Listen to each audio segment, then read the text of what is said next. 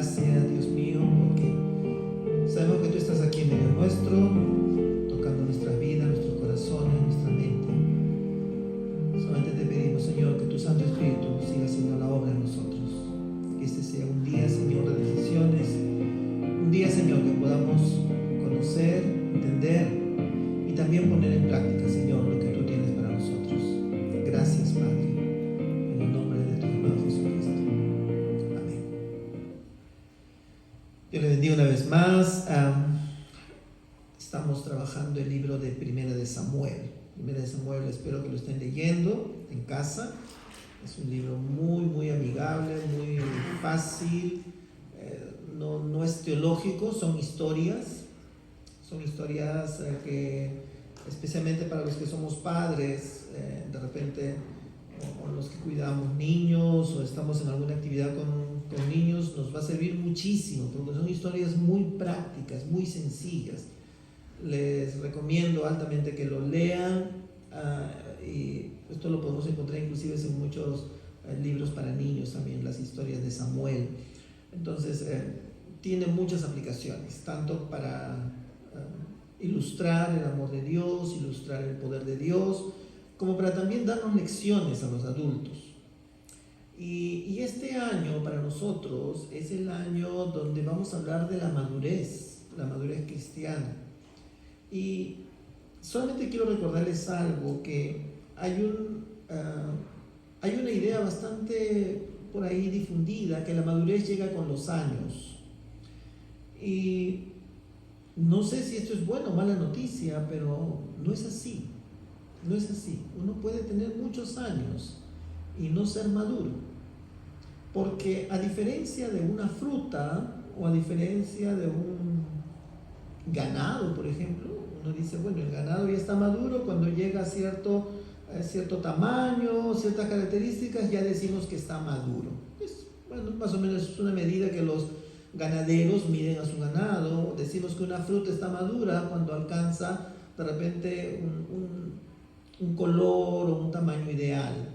Pero también en la agricultura y también en la ganadería, el ganadero, el agricultor sabe que ciertas a veces frutas o animales no llegan a la madurez en la forma apropiada. Dicen, este maduró muy rápido, no sé si han escuchado esa palabra, y es cuando no está en el tamaño ideal y ya comienza a tomar un color. También a veces sucede al contrario, ¿no? Llega el momento en que ya tiene que estar maduro y no lo está.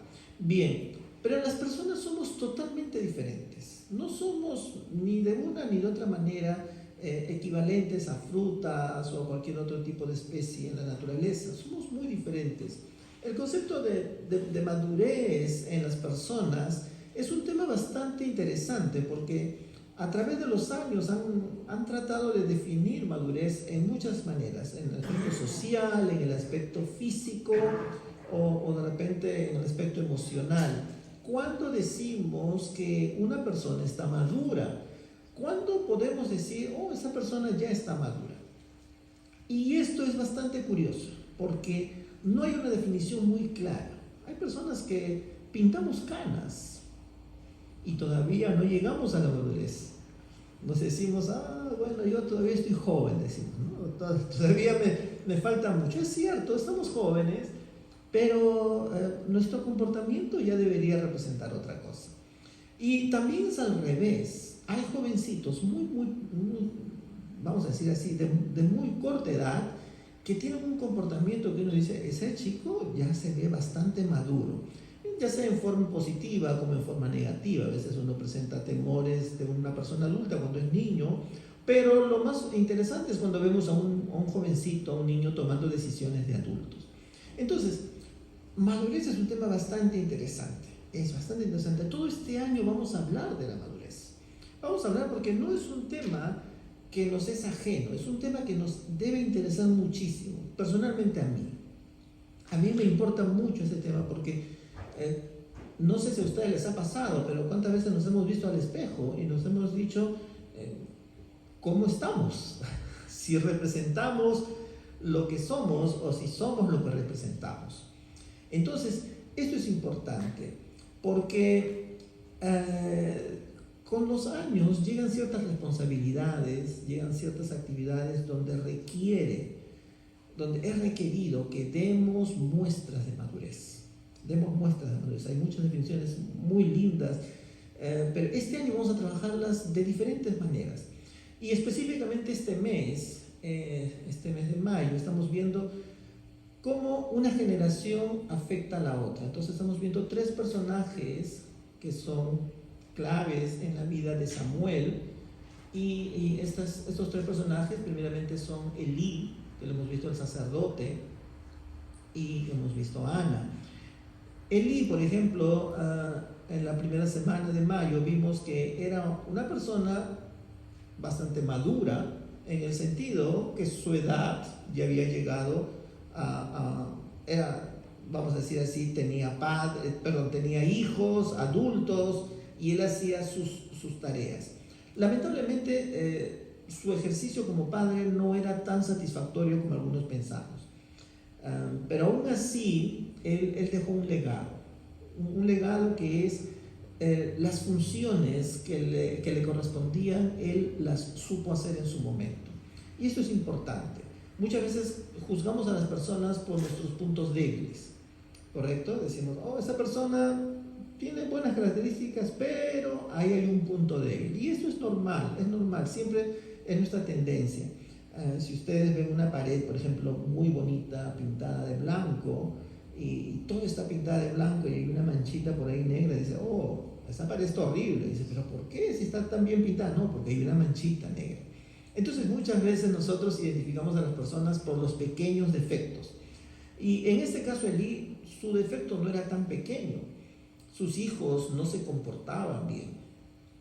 Ahora, no vamos a juzgar si era un buen o mal padre, pero por lo menos vemos que sus hijos ya adultos cometían barbaridades y él estaba en el ministerio y tenía que hacer algo, pero lamentablemente no lo hizo a su tiempo. O sea, no hizo las correcciones necesarias a su tiempo.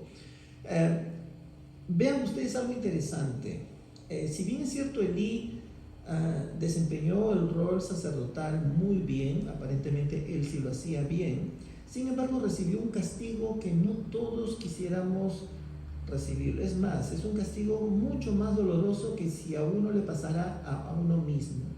Y es que se le profetizó algo y se le dijo, las personas que tú más quieres, tus hijos, van a perder la vida muy jóvenes.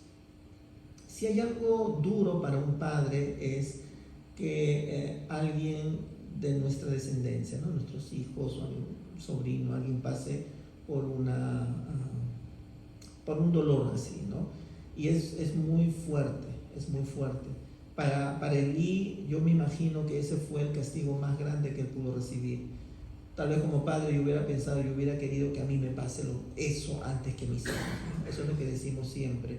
Pero las correcciones no se hicieron a tiempo o los hijos no lo entendieron. I don't know. No voy a revisar mucho eso. Simplemente les voy a decir que él trató de hacer lo mejor que pudo, pero falló en justamente lo más, de repente, no digo simple, pero lo más inmediato, y no pudo poner las correcciones adecuadas. Sin embargo, su ejercicio ministerial sí nos deja muy, muy buenos ejemplos, y esa parte hay que rescatarlo. El ejercicio ministerial que hizo Elí fue un ejercicio bastante importante, porque gracias a esta, vamos a decir, esta tenacidad que tuvo Elí, es que otras personas recibieron bendición, y eso es importantísimo. Luego hemos visto a Ana. La semana pasada hemos visto a Ana. Ana es una persona que yo personalmente la admiro mucho, a pesar que es una dama. Uno diría, bueno, de repente una líder dama es para las damas. No. Yo creo que los líderes son para damas y caballeros, para hombres y mujeres, para jóvenes y señoritas. O sea, Ana es una persona súper interesante. Es una persona que busca a Dios en los momentos difíciles. Cuando uno a veces, la mejor manera de responder a un problema es siendo más agresivo, siendo más duro. Y se los digo por experiencia. Muchas veces uno aprende, dice en la vida, la vida me ha enseñado a ser así, ¿no? Uno adquiere cierto tono de voz, cierta mirada, ¿no? poco agresivo, un poco violento a veces, por el medio nos fuerza a hacer eso. Si alguna vez ustedes han pasado por una calle donde han visto que hay discusiones, que hay peleas, de repente uno puede hacer una cosa, o se asusta o se pone violento. Y lamentablemente muchos tendemos a lo segundo, a ponernos violentos, ¿no? Entonces, a mostrar nuestro lado más agresivo para sobrevivir en nuestra jungla. ¿Dónde es nuestra jungla? El trabajo, en la casa, el vecindario, en cualquier lugar donde uno frecuenta, ese puede ser nuestra jungla. O sea, uno tiene que mostrar lo más agresivo posible en su personalidad para poder salir victorioso. Ana pensó que esa no era la mejor respuesta. Y ella decidió hacer algo que para mí eso es muy, muy importante.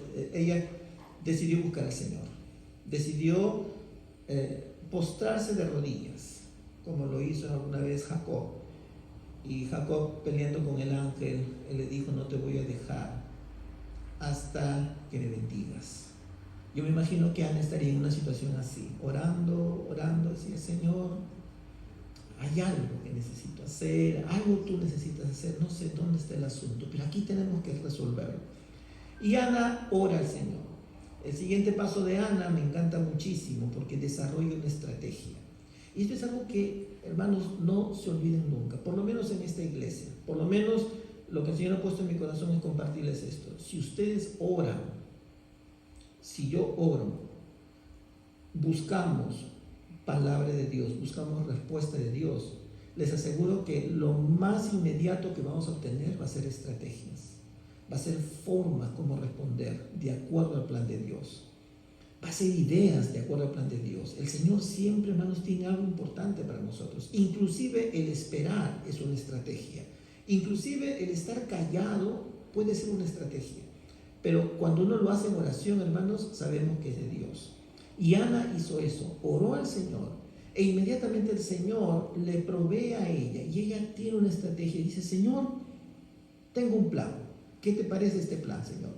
Si tú me das esto, yo te voy a responder con esto. Es un plan bastante agresivo, es un plan bastante fuerte. Es por decir: yo te voy a dar todo lo que tú me des. Uno diría: ay, pero esta Ana, ¿por qué ofrece tanto? Bueno, está ofreciendo lo que no tiene.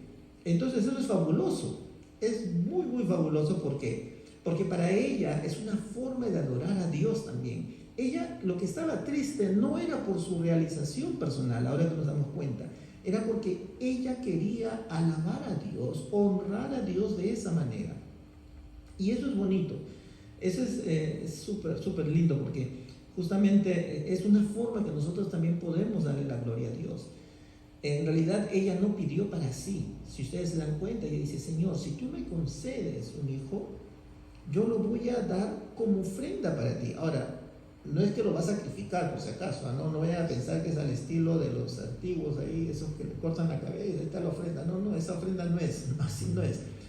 Voy a generar un líder, un siervo, una persona que no solamente va a ser algo bueno para mi familia, va a ser algo bueno para el país, para la sociedad, para todos los que están alrededor, para la comunidad. ¡Wow! ¡Qué linda promesa es esa! Entonces, Ana tiene una estrategia, y eso es importantísimo. Pero la parte que más me encanta de Ana no es eso.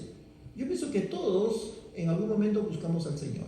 Amén. Todos alguna vez hemos orado: Señor. Hasta el más duro en algún momento ha dicho: Señor, esto.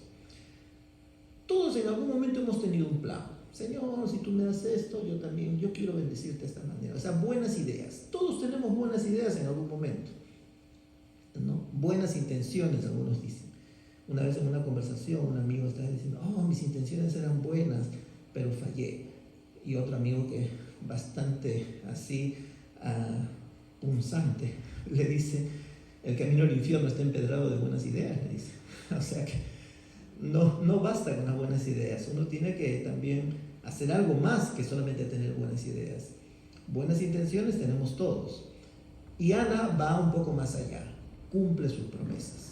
Eso me parece fantástico. Cuando uno tiene no solamente las buenas ideas, sino también tiene las fuerzas, el coraje, el valor para hacerlo, para ejecutarlo.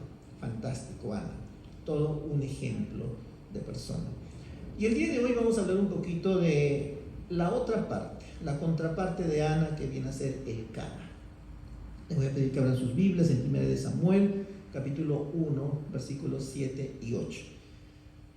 1 de Samuel, capítulo 1, versículos 7 y 8. Todos tenemos nuestras Biblias, gracias a Dios, así que espero que lo puedan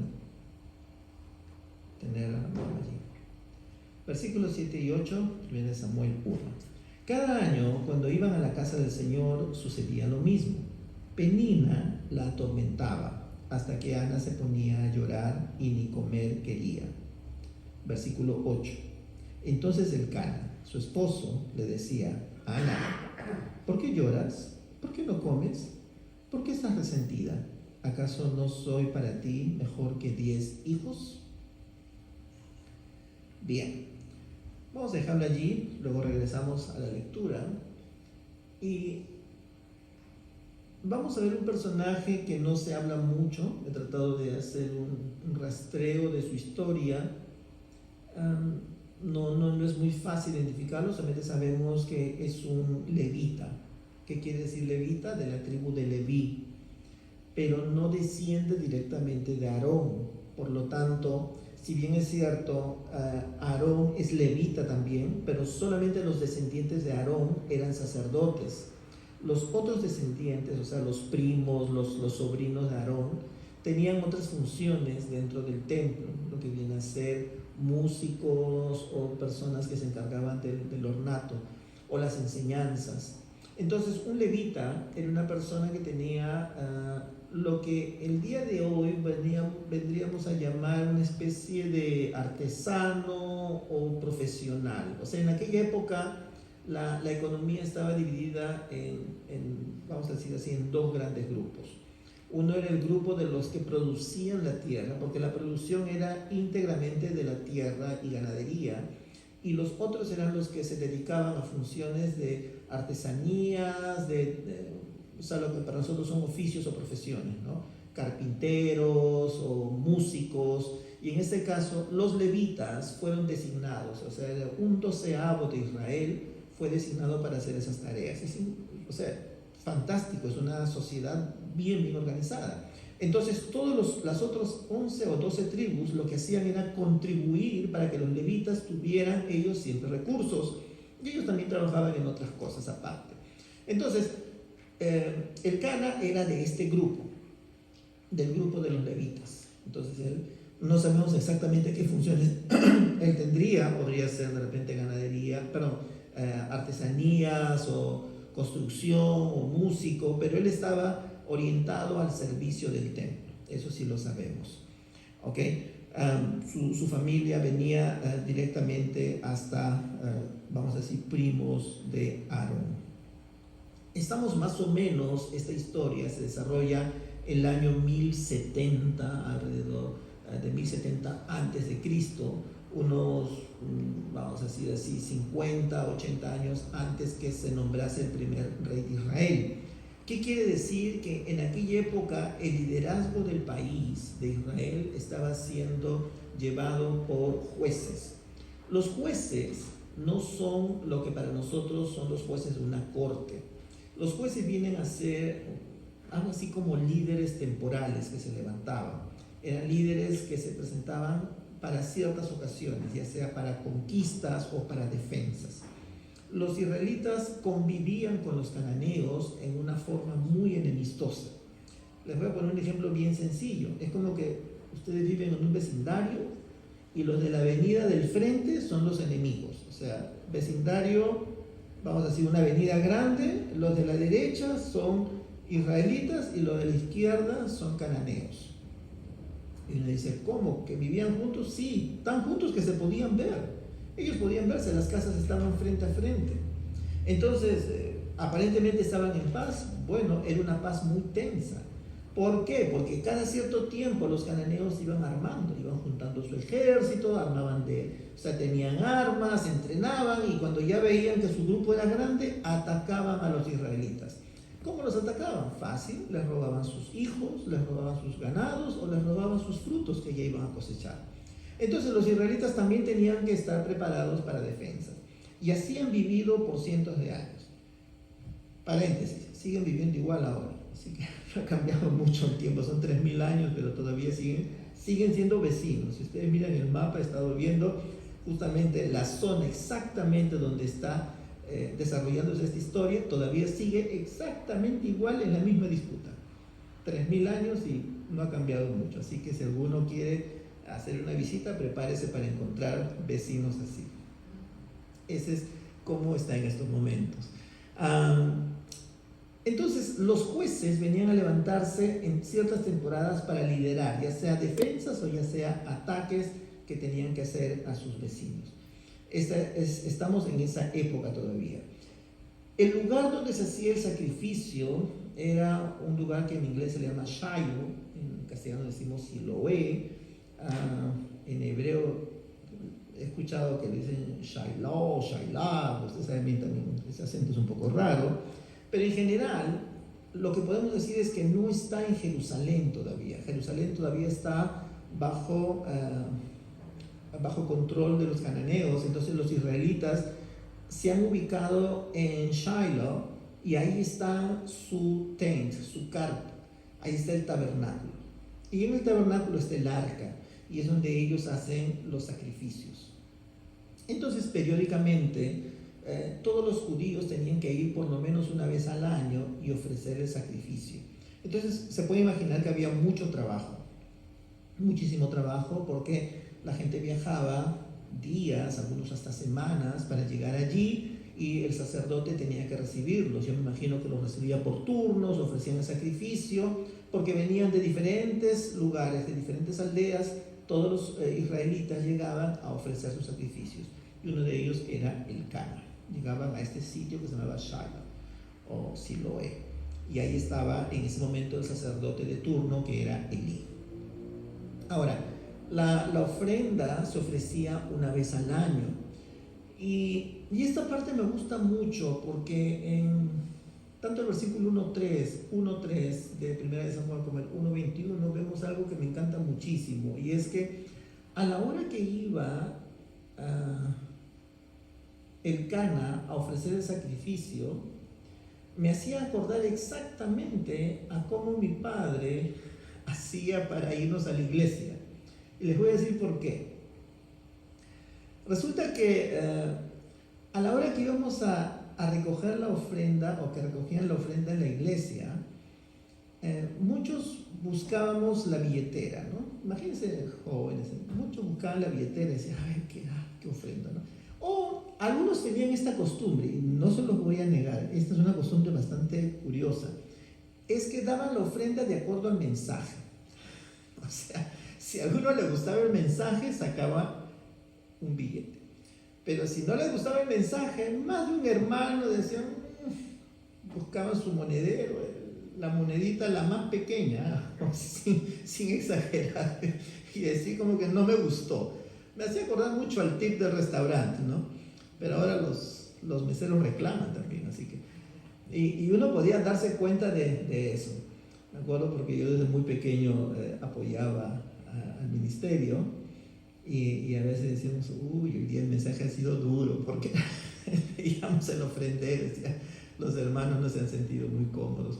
Y a veces no faltaba por ahí un predicador que cantaba muy bonito, y hermanos, vamos a cantar, y traía sus discos y todo. Ese día los hermanos muchos daban un extra, ay, qué lindo. Pero el Cana no era de esas personas.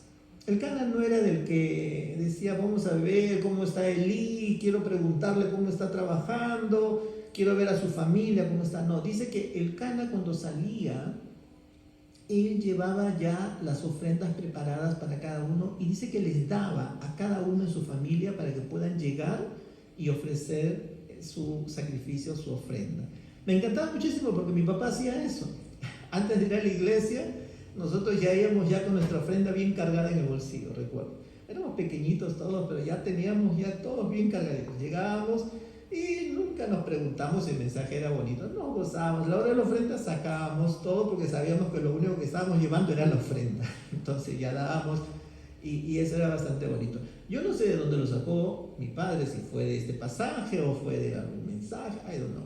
Pero lo que sé es que me hace acordar mucho a mi infancia y es cuando uno adquiere cierta disciplina. El Cana era de las personas bastante interesantes porque él era bastante disciplinado. Si ustedes se dan cuenta, no se habla mucho de él, pero lo que sí se habla es que él era bastante precavido en no vivir dependiente de las circunstancias, en no vivir dependiente de las emociones, en no estar pensando, ay, ¿cómo me irá el día? De repente el día va a ser triste, o cómo será el regreso, ¿no?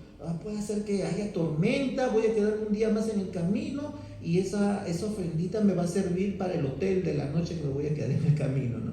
No, él era una persona que ya iba bien preparado para poder llevar lo que iba a ofrecer al templo.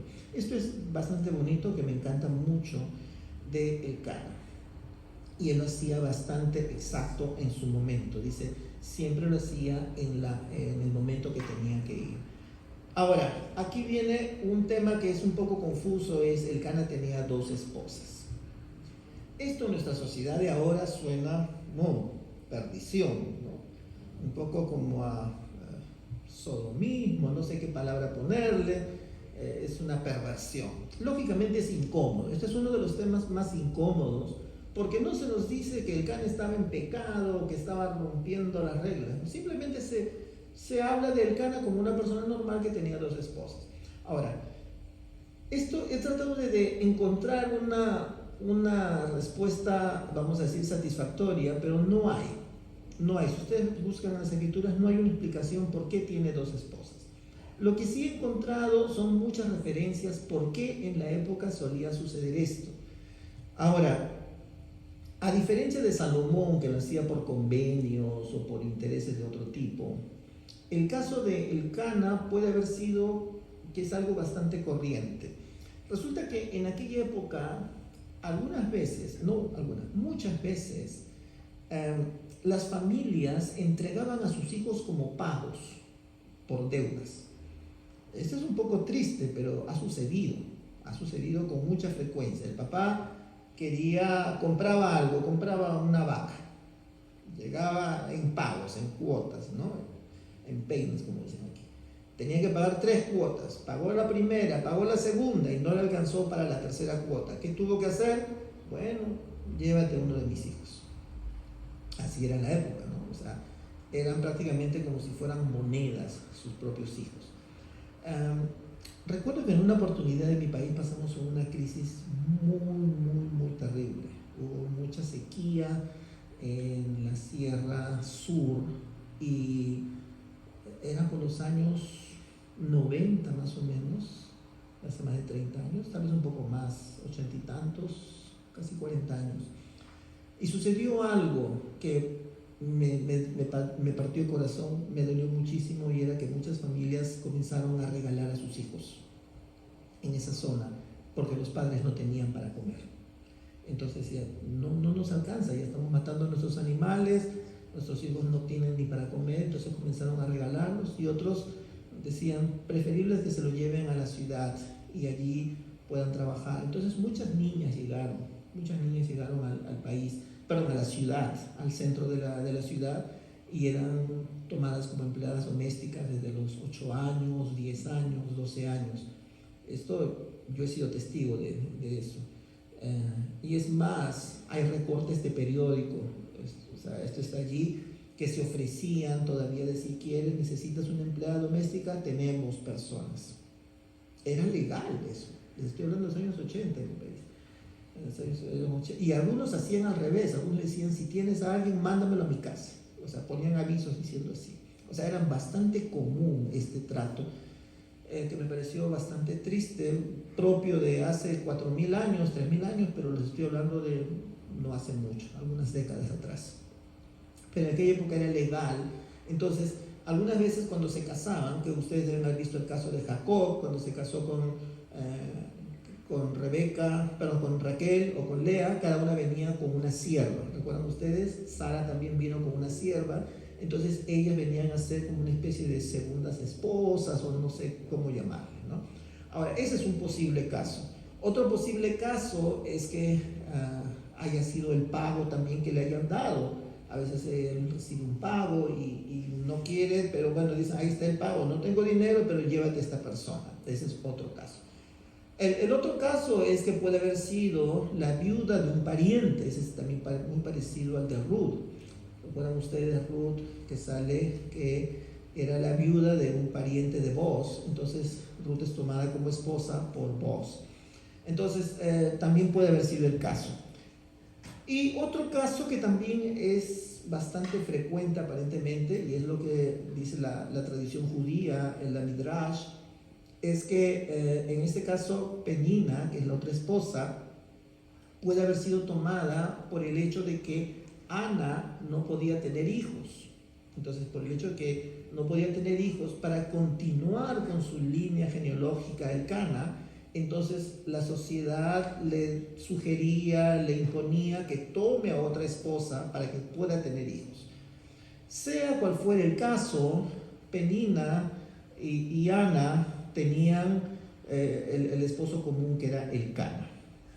Dicho sea de paso, los nombres de las dos es bastante llamativo. El de Ana significa gracia, o sea, aparentemente era bastante, vamos a decir, atractiva, pero el nombre de Penina significa perla preciosa.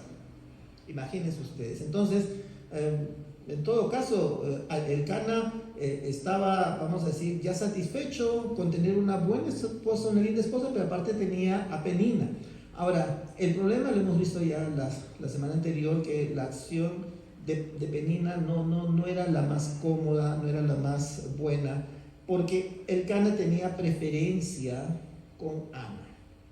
Aparentemente Ana era su esposa legal, su esposa que él había pedido en algún momento. Ahora, Elcana se encuentra con una situación, y es lo que hemos leído en este pasaje.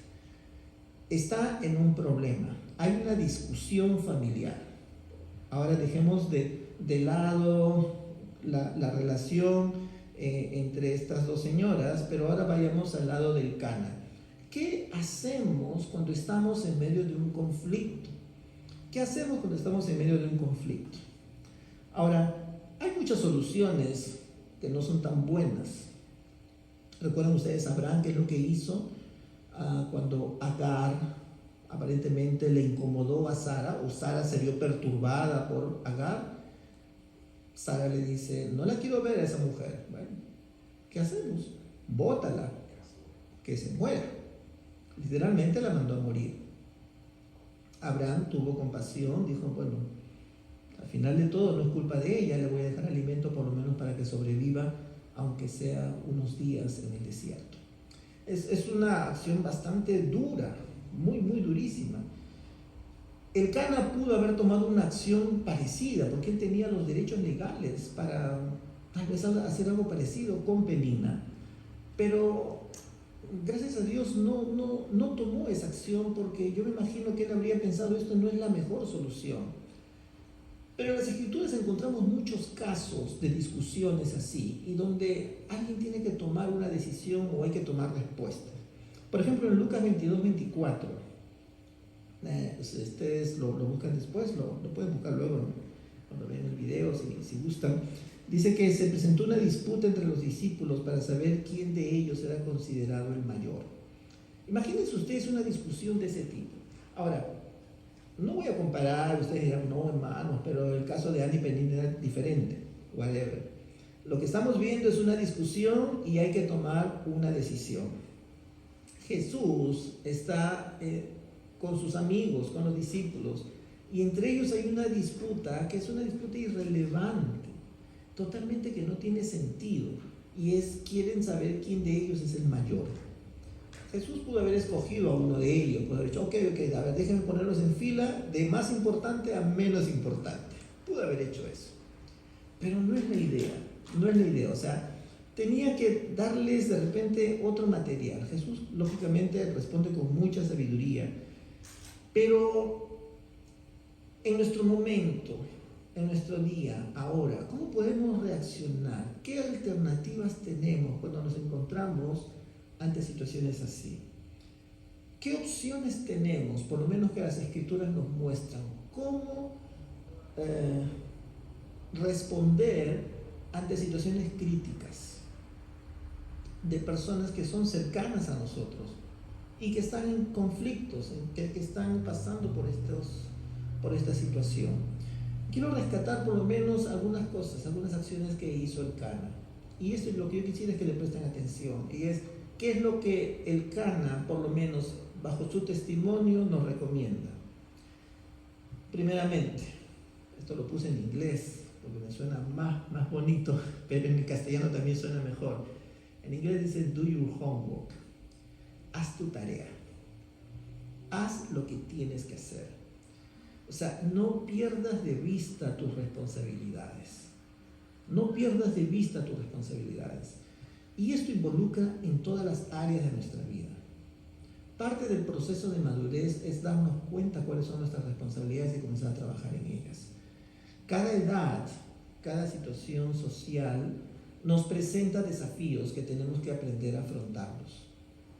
Y como personas adultas, o por lo menos como personas maduras, tenemos que aprender a reconocer cuáles son nuestras responsabilidades y comenzar a trabajar en ellas. O por lo menos ser fieles a las que ya hemos comenzado. El Cana no se vio perturbado, no dijo, ay, esto está horrible, ya no voy a regresar más al tabernáculo porque siempre que salimos discuten. No, dice, todos los años él cumplía fielmente con las promesas que él había hecho al Señor. Todos los años hacía esto. Y aquí quiero hacer un paréntesis, hermanos. Todas las iglesias tienen siempre, gracias a Dios, a muchos elcanas. Muchas personas que han tomado con responsabilidad su soporte al ministerio. Y damos gracias a Dios por eso. Porque esto no es algo raro. Gracias a Dios yo puedo dar fe de que hay muchas personas, desde mi infancia he visto hasta el día de hoy, que lo toman con seriedad esto. Y eso es un lindo signo de madurez. El Cana es una persona que no se distrajo con las circunstancias, con los problemas.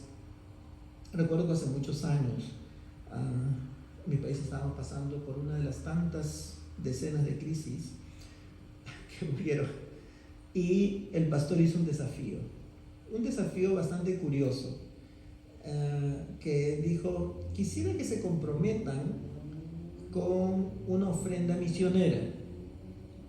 Me acuerdo esto clarísimo, porque dijo, comprométanse lo que ustedes consideren, el tiempo que consideren necesario y la cantidad que ustedes consideren necesario. Entonces había una hermanita que era bien escasa de recursos, súper escasa, o sea, era la persona que probablemente menos tenía que ofrecer. Y esta hermanita, o sea, supuestamente cada uno tenía que hacer su promesa en privado, pero si alguien quería hacerlo en público no había ningún problema, porque el objetivo era lograr una meta común, porque era para enviar misioneros. Toda esta bolsa se armaba para enviar misioneros y había toda una serie de pasos, ¿no? Y esa hermanita pone un número y la hermana, mientras lo va escribiendo, lo va diciendo en voz alta. Y ustedes saben, pueblo chico, infierno grande, ¿no? Todos escuchamos. Esta hermanita, ¿cuánto ofrece? Y ella, después, bueno, pasó el tiempo y había que ofrecer por un tiempo. O sea, ¿cuánto tiempo uno lo va a dar esto? O sea, algunos decían 6 meses, otros decían 1 año, y más de alguno de repente escribió un número diferente, ¿no? Y ella también dijo un tiempo muy largo. Entonces, al terminar el año, el pastor misionero, bueno, el pastor dijo, hermanos, vamos a dar gracias a Dios, especialmente quiero agradecer a todos los que han sido fieles con todos sus ofrecimientos, pero hay una persona que ofreció algo y quisiera que esta persona salga al frente y dé el testimonio, y justo era esta hermanita. Y dijo, hermanos, yo no tuve, al momento que ofrecí, yo no tenía ingresos, vivía de la caridad de unos parientes. Pero dije, Señor, quiero ofrecerte esto. Y cuando dieron el tiempo, ella dijo, yo quiero ofrecer todo el tiempo de mi vida. Así que yo quiero vivir como unos 20 años. Así que ella puso 20 años para dar esa ofrenda. Entonces dice, esta hermanita tiene bastante proyección porque era bastante mayor, pero ella estaba segura que iba a vivir 20 años, ¿no? Y eso es bueno. Y resulta que ella dijo, bueno, hizo el ofrecimiento y a los pocos días dice, y ahora cuando ya llegaba el plazo para dar esta ofrenda, entonces ella dijo, ya toca el plazo, ¿y ahora qué hago? Bueno, voy a comenzar a vender cakes. Y una semana antes de entregar las ofrendas, ella vendía cakes y siempre le salía más o menos el doble de lo que ella iba a dar como ofrenda.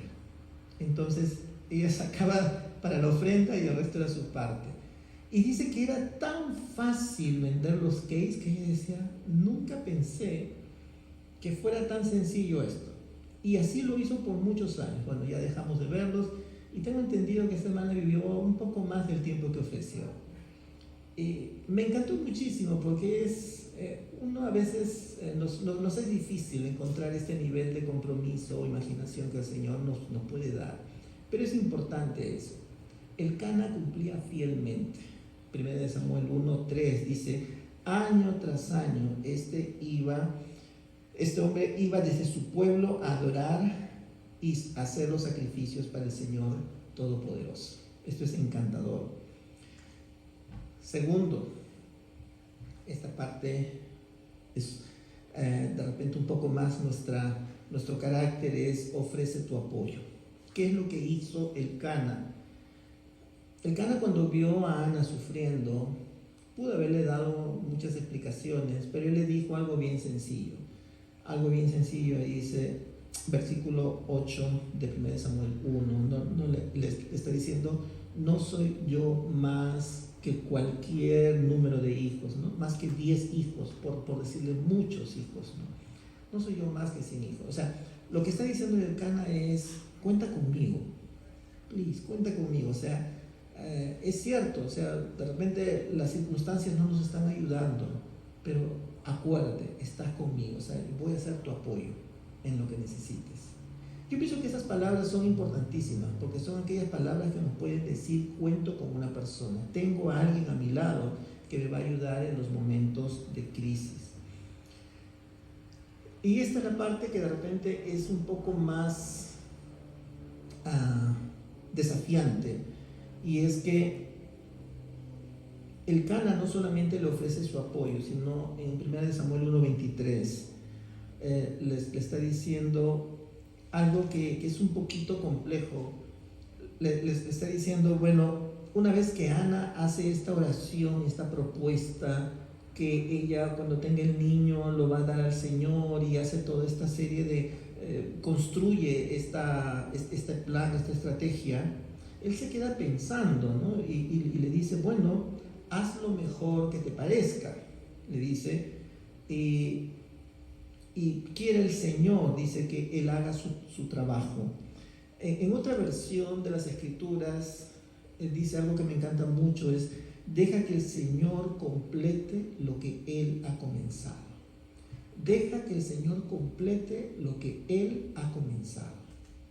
Esta es la parte que me encanta más, porque muchos de nosotros tenemos planes, tenemos proyectos, lo hemos puesto en la mano de Dios. Amén. Hemos orado, el Señor nos ha dado planes, nos ha dado estrategias. Ese ya es el primer paso. Pero lo que el Cana le está diciendo a Ana es algo que me encanta muchísimo. Ahora deja que el Señor complete lo que Él ha comenzado. Y eso es lo que yo llamo justamente palabra de sabiduría. Esto es lo que yo llamo palabra de edificación. Que no le critica, no le dice, oye, ¿cómo lo vas a hacer? No le está recomendando, esta frutita es bueno para la esterilidad. No, le está diciendo, deja que el Señor complete los planes que ya puso en tu mente. Y espero que el Señor también siga haciendo lo mismo con ustedes. Vamos a ponernos de pie, vamos a orar. Así es, Señor, hay mucho que trabajar en mi vida. Definitivamente yo tengo mucho que hacer. El Cana es un ejemplo increíble de alguien que supo conservar la paciencia, el liderazgo en su casa, en su familia, en su ministerio, y es alguien de quien tenemos todavía mucho que aprender. Les invito a que inclinen sus rostros, vamos a orar, vamos a pedir que el Señor siga hablando de cada uno.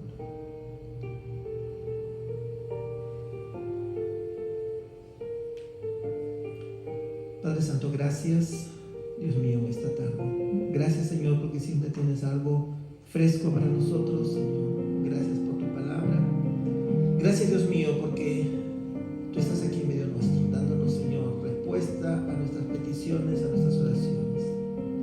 Te pedimos, Señor, que tu Santo Espíritu toque nuestra vida, nuestra mente, Señor, que podamos ver, Padre Santo, que podamos entender, Señor, tus propósitos, y que en esta tarde, Señor, también podamos hacer los cambios necesarios. Gracias, Señor, por este varón, por esta familia, Señor, que nos deja un ejemplo, Señor, de cómo podemos enfrentar dificultades, cómo podemos enfrentar situaciones difíciles, y también, Señor, cómo podemos salir victoriosos confiando en ti. Gracias, Dios mío, en el nombre de tu amado Jesucristo. Amén. Amén, hermanos, y podemos tomar este tiempo para dedicarle al Señor la ofrenda que tenemos para Él en estas semanas, que nos ha bendecido, y como dijo el pastor, que fue un acto de obediencia y de fe que Ana vino y ofrendió a su hijo. Imagínense, hermano, un gran Samuel, el cual estamos aprendiendo, ¿no? Así que si hermana Betty nos apoya con la colección de la ofrenda, con la canasta, por favor, mientras que nosotros le vamos a cantar este cántico que dice, venimos al Señor a dar la ofrenda que es nuestra vida, amén.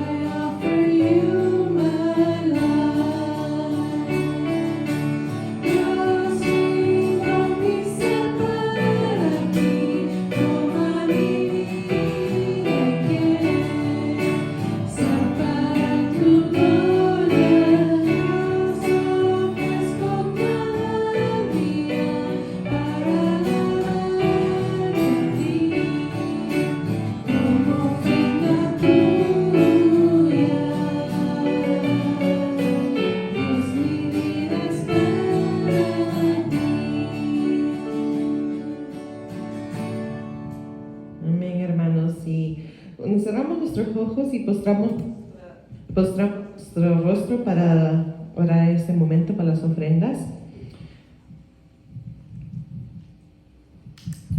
Padre Santo, gracias una vez más, Señor, por darnos el privilegio de poder traer a ti lo que te corresponde, Padre Santo, por las bendiciones del trabajo que tú nos das, Señor. Y sabemos, Señor, que tenemos proyectos y planes para seguirnos esmerando en nuestros trabajos, en nuestra carrera, en cualquier proyecto que estemos trabajando, Padre Santo. Sea tú que abra las puertas, Señor, y que podamos bendecir a esta iglesia, Señor, a este local, a los pastores que nos están dejando usar estos lugares, al pastor por su mensaje, Señor, y por los misioneros que también estamos apoyando en este ministerio, Señor. Oramos para que todo sea bajo tu voluntad, Padre Santo, y que tú les des sabiduría a aquellos que están administrando en todo momento, Padre Santo. En el nombre de Jesús oramos. Amén. Amén, hermano. Tenemos unos anuncios. Pueden sentarse y ya estamos para despedirnos. Qué bonito pasamos la semana pasada, amén. Las hermanas del Ministerio de Damas pudieron hacer su pequeño proyecto. Lo tenemos guardado para hermana Betty y hermana Jackie también. No nos olvidamos de ustedes para la celebración que tuvimos. Como anuncios, tenemos el servicio de oración en Zoom, que es todos los jueves, siempre a las 7:20, y estamos conectados. No importa en dónde estés, si está haciendo la lavandería, cualquier cosa, siempre rapidito se puede conectar uno en el celular y es un estudio más profundo de lo que estamos aprendiendo también. Como le contamos, si está enseñando ahí, tenemos el Día de la Playa, que es en julio 25 después del servicio de la iglesia. Estamos viendo si hay una posibilidad de poderlo combinar con el bautismo, que se está por venir, pero vamos a confirmar. Así que para esto de evangelismo, hermanos, si ya vieron en la entrada, tenemos unos pequeños paquetes con las bolsitas. Si tienen un amigo o una amiga en el trabajo que quisiera compartirle, ahí está una pequeña Biblia portable con algunas informaciones de la iglesia y todo eso. Tengan eso en mente, hermanos, si uno está en oración por alguna persona que está en su corazón, el Señor abre las puertas. Si es un mes, puede ser un año. Para mí, mis abuelitos tomaron 20 años orar por ellos para que se vengan al Señor, pero ellos llegaron a conocer al Señor y ahora bueno, mi abuelito ya partió, pero mi abuelita sigue yendo a la iglesia y está ayunando, por ejemplo, esta semana por sus nietos. Así que todo es posible, hermano. A veces se demoran décadas orar por una persona, pero el Señor es fiel y Él responde. Así que es una manera de que ustedes puedan orar por alguien y bendecirlos en esa manera. Y como compartimos, ya se están viniendo el bautismo. Y ya tenemos un par de hermanos interesados. El bautismo es un llamado, hermanos, es un mandato del Señor, no es una opción que decimos, pero cuando quiera. No, el Señor dice, ve, predica y bautiza. Quiere decir que es un acto que se tiene que hacer públicamente. Entonces, en eso creemos una decisión que una persona con ya inteligencia puede tomar. Y es la razón por la que lo hacemos a partir de ciertas edades. Entonces, también tenemos algo de los jóvenes que se están viniendo, pero ya lo vamos a anunciar otra vez. Tuvimos un tiempo bien bonito en mayo, la primera semana de mayo. Vamos a tener otra vez en junio 9, en la primera semana de junio vamos a tener otra vez una oportunidad aquí en viernes. Esos son los servicios en inglés. Si nos podemos levantar para despedirnos, hermanos, y disfrutar del tiempo acá que estamos. Padre Santo, gracias una vez más, Señor, para darnos la bendición de escuchar tu palabra, Padre. Por la gran bendición, Señor, que sabemos que se viene esta semana. Protégenos a cada uno de mis hermanos, Señor, que están en camino en casa después del servicio, Señor. Tú nos has protegido de cualquier accidente, de cualquier problema, Señor. Y confiamos que tú vas a seguir protegiéndonos, Padre Santo. Pon tus ángeles alrededor de cada uno de ellos, Señor. Cuídanos en las escuelas, en el trabajo, en las universidades, en su día a día, Padre Santo, y dale gracia con sus jefes, a cada uno, con sus maestros, con sus compañeros de trabajo, para dar buen testimonio de ti, Padre Santo. Ayúdanos a ser cristianos, no solamente en la iglesia, Padre, pero fuera en la iglesia, especialmente cuando estamos allá con el mundo, Señor, que no te conoce, Padre Santo. Ayúdanos a hacer luz como tú nos llamaste a hacer, Padre. En el nombre de Jesús oramos. Amén. Amén, hermanos, estamos despedidos.